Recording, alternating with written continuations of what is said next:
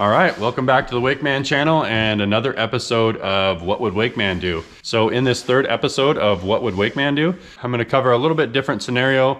This won't be a boat comparison like my last few videos. So again, I'm willing to, express my opinions and thoughts about any sort of scenario you want me to talk about. So make sure to comment below any ideas you have on, any comparisons you want me to do or scenarios you want me to talk about, and basically tell you what would Wakeman do in that scenario.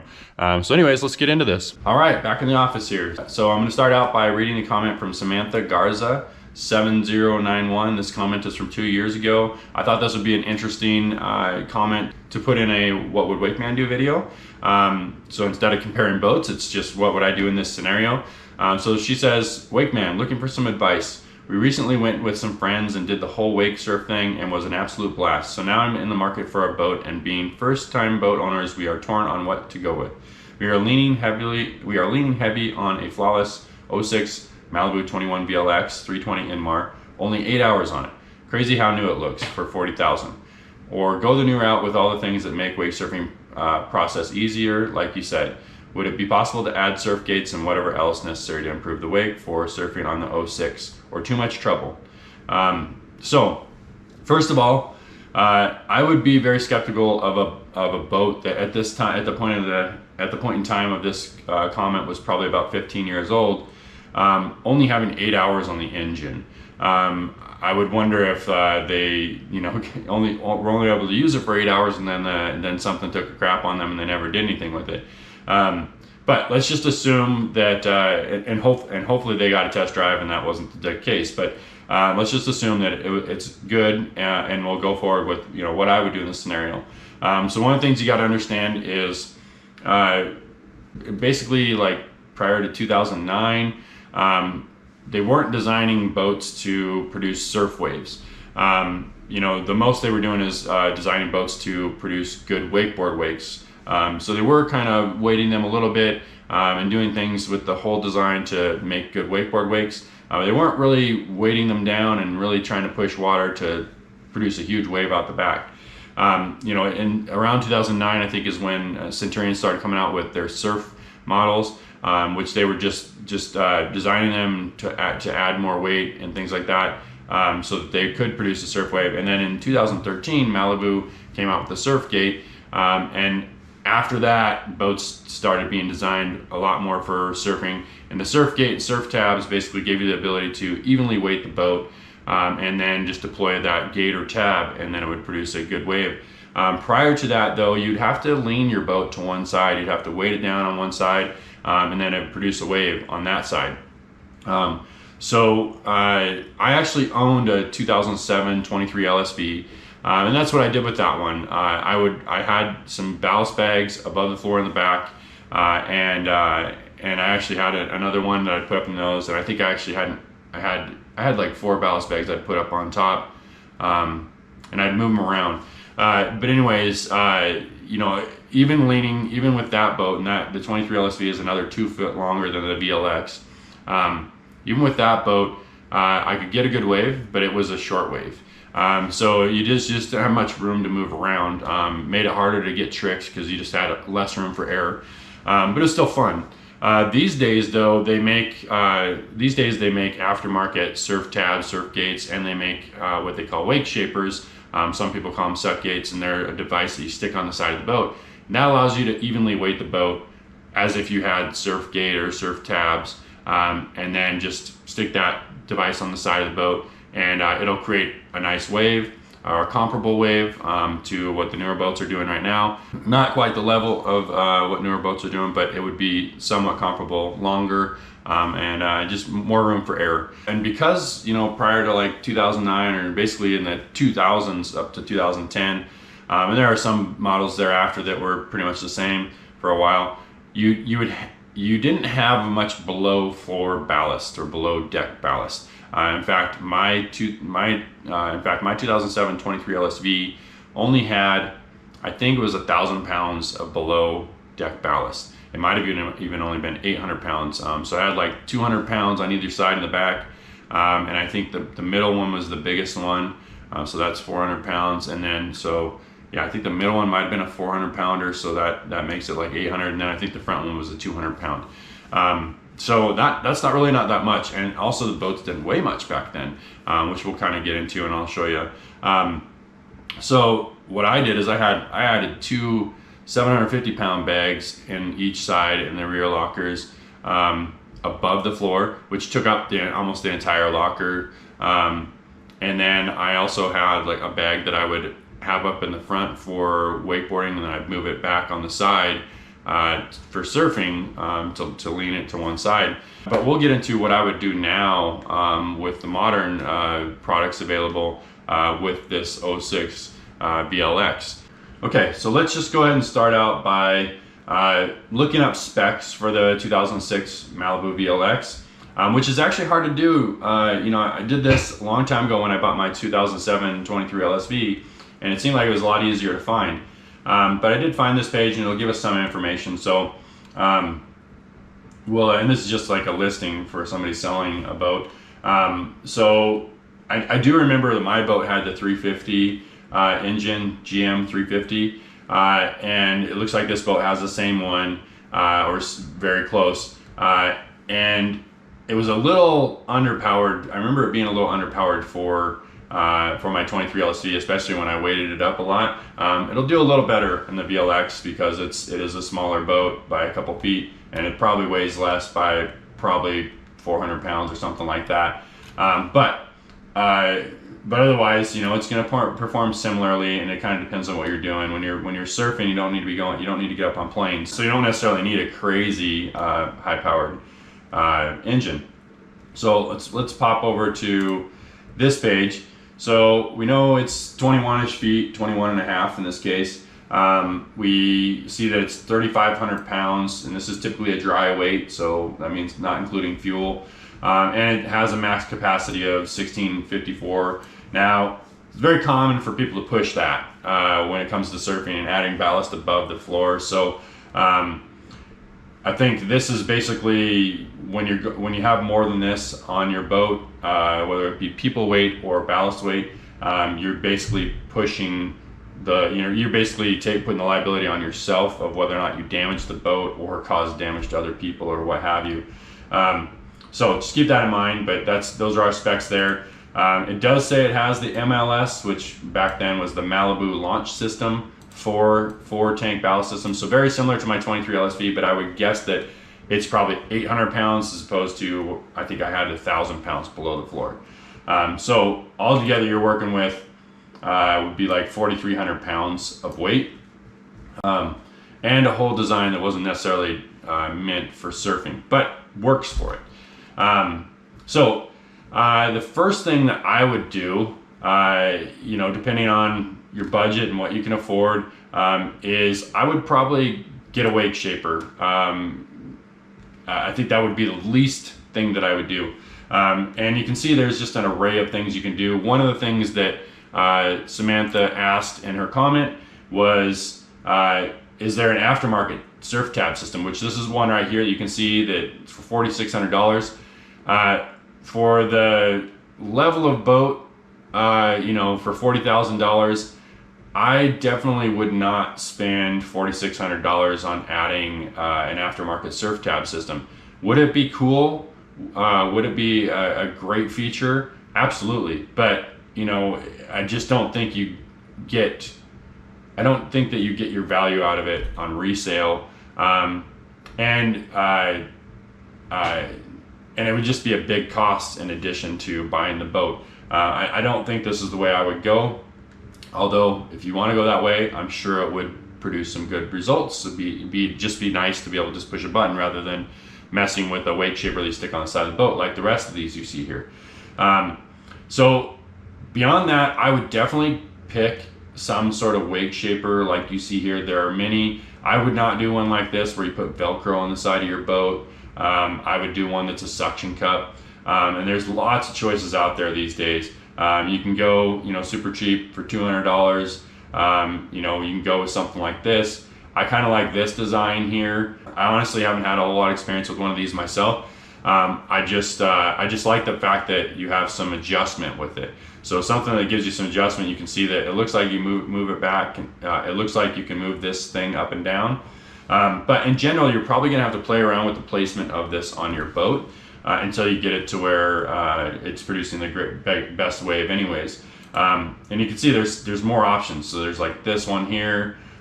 This was a really popular one. And one of the first ones I remember seeing coming out, the Mission Delta. It's been enhanced over the years, and it's decent price. But again, I'm not sure. You know, the performance of this, for example, compared to something like this. But anyways, those are some options. I would definitely pick one of those. Maybe base it off of reviews that I find. Maybe what people are doing in forums, you know, maybe find a friend that's got one and what he's doing with it. But I would buy a wake shaper of some sort. So the next thing that I would do is I would look into ballast options. So I've gone to wakemakers.com here, and I'm just going to kind of roll back so I can show you how I got here. All I did was go to Ballast on their page. And then I went to, they have these factory upgrades. So the factory upgrades are going to be a little more expensive than just getting a ballast bag and pump combo. But the upgrade options are designed to fit your lockers kind of specifically, so that you have a good fit. You're not causing problems with like pushing your different panels open and stuff if you fill it too much. You shouldn't have you should have less issues with like causing a leak in your bag because you're bumping into something. So this is the better option, but you will find cheaper options than just the ballast bag and pump combo. And I will tell you that on my 2007 23 LSV, I just went with some you know, rectangle bags. They weren't necessarily specific to the fitting of my boat, and I did okay for a lot of years with those. In fact, when I sold it, after putting like 600 hours on that boat, and I sold it, they were still working just fine. So definitely not a big deal to put, you know, some sort of ballast bag and pump combo on. The thing with this though is you're going to be manually filling them up. You're going to be throwing a pump in the water and filling it, and then going on to the next bag and doing that. Whereas if you do a ballast upgrade, typically you're hooking into the ballast pumps that are already on the boat, and then you don't have to mess with that pump, throwing it in and out of the water. You're just turning on the factory ballast pumps from the dash and filling them up. You might have to watch the bags and maybe vent them as they're filling up, you know, opening them up and letting the air out a little bit, but you won't have to mess with the pump going back and forth. So if I click shop now, then I wish they had a thing that, because I know with props on here, propellers, you can actually search by brand. You can see based on the specific model which propellers fit your boat. So I wish it was more like that with the ballast, but you can just basically look down through here and see the Malibu options, and then you just read. So this is for 2024 plus. So I'm gonna look for Malibu that's includes the 2006 model. So let's run down this list here, and here we go. So we have Wakemakers 2005 to 2008 Malibu V-Ride, and actually I was hoping it would say VLX, but I think this will work even though it says V-Ride, because it's the same. I think the V-Ride was just the cheaper model back then, kind of like Axis is today. But let me just make sure there's not necessarily another one here. Oh, here we go. So the Malibu 2005 to 2008 Wakesetter VLX piggyback. And piggyback means that it's piggybacking onto the stock pumps. So if I click on this, you can see that here is the factory hard tank, it's shown below it, and then here's the bag above it. And this, let's see here. All right, so this actually says that it's an 820 pound bag, which is a lot. And it does make sense. The lockers on Malibu back then were pretty big. They're pretty substantially sized. So that means you're going to gain, I believe, yeah. So this says port and then starboard, right? So that means you're going to gain 1,640 pounds with this setup, which is really big. Now it's certainly going to, you know, if you compare it to like how long it takes your factory hard tanks to fill up, and then you add these on, because those are like 200-pound tanks. You're essentially adding 4 times that much on top of it. So you would expect your fill time to take about 5 times as long.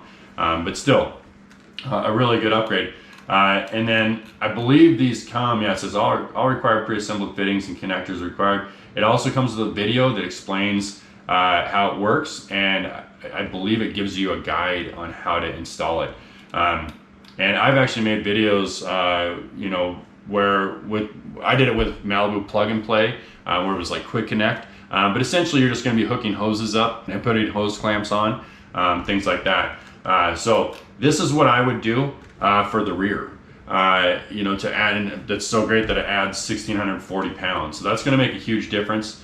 The next thing I would do is now I've gone to the ballast and pump combo, which again, if you want to save money, you saw that the piggyback option is $1,039, right? So it's a big cost, but in my opinion, that's necessary to make a decent wave from this boat, because you're not going to make a decent wave on this boat without the extra weight. I know that from experience from my 23 LSV. You can get away with just, you know, getting a couple of big fat sacks, so like something like this, so you could save like $300 bucks, but in my opinion it's worth the extra money to get the piggyback. So now on this page, I do think that it's very helpful to have an extra bag to put in the bow, and I think you should do like a 500 to 800 pound bag, and in my scenario for wakeboarding, I had it in the bow when I was wakeboarding all the time, and then when I was surfing, when we were leaning it to one side, I'd have it on the side back in the, like sitting on the seat, one of the bench seats in the back. But if you have a weight shaper, I don't think you need to do that. You might want to move the bag somewhere in the cockpit to get you know, a better surf wave. You know, because sometimes you just have to mess around with where it's at to get the best scenario. But I actually think you could probably leave it in the bow and it would give you a really good wave with the weight shaper. So in that case, it's kind of up to you what you want to choose. You know, obviously if you pick a rectangle style bag, it's going to fit better like back on your bench seats if you were leaning it to one side, or maybe even in your cockpit on the floor.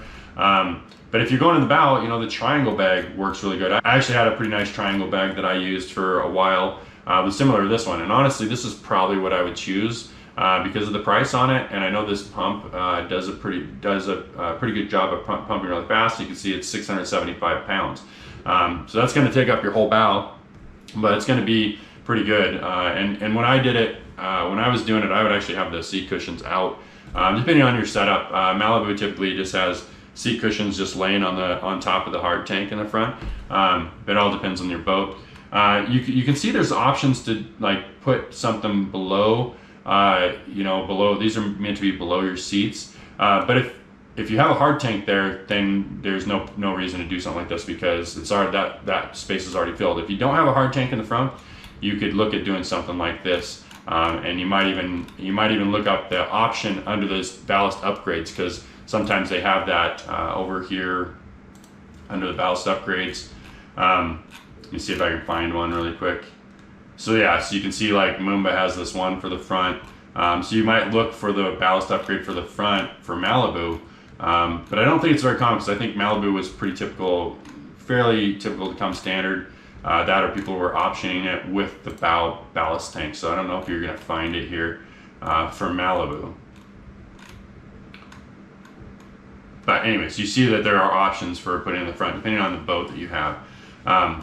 So anyways, in my opinion, I would also add this guy right here as well.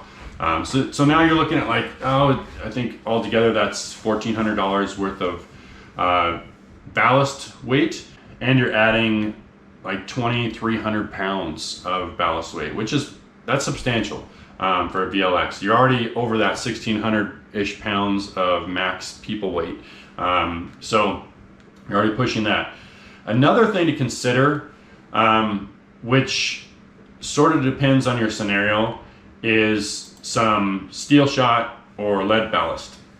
And there are these 50-pound bags. You can see I've got 500 pounds, 10 bags at 50 pounds each here, and it's $585.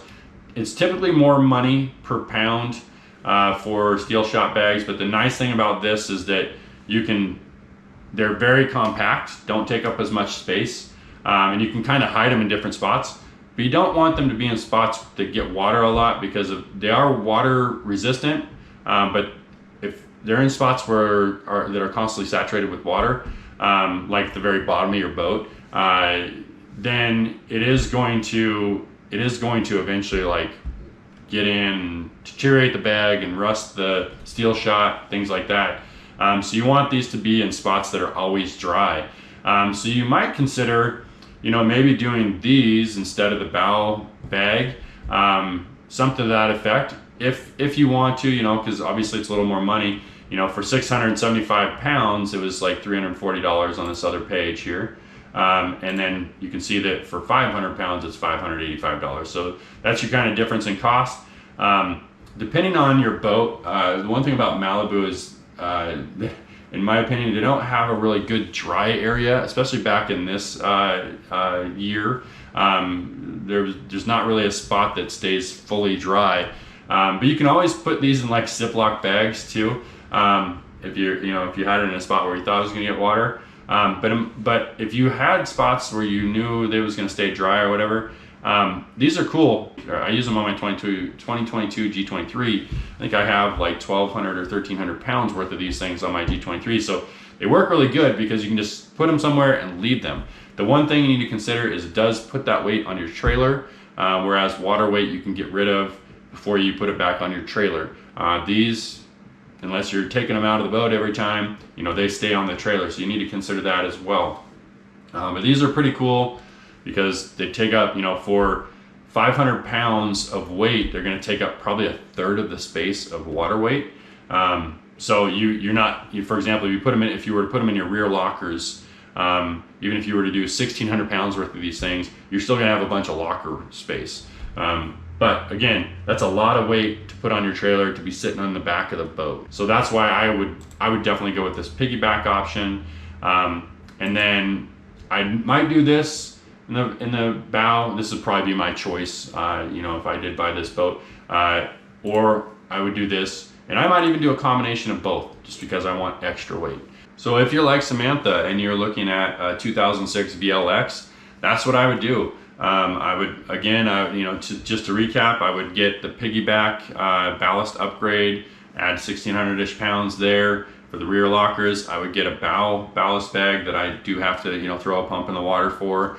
And then I'd also get a wake shaper. And then I think you're going to be making a pretty decent wave, especially for the price that if you paid $40,000 for this boat, and then you're spending basically another maybe up to $2,000 on getting it really set up for ballast and a wake shaper. For $42,000, you're going to be probably making a pretty fun wave. And the thing about the wake shaper is you will have to move it from one side to the other whenever you want to change the side of the wave, but it's still pretty quick because you're just undoing the suction cups and moving it over. And you'll probably have to dial in, what you want your ballast levels to be at and what you want, the exact position of the wake shaper.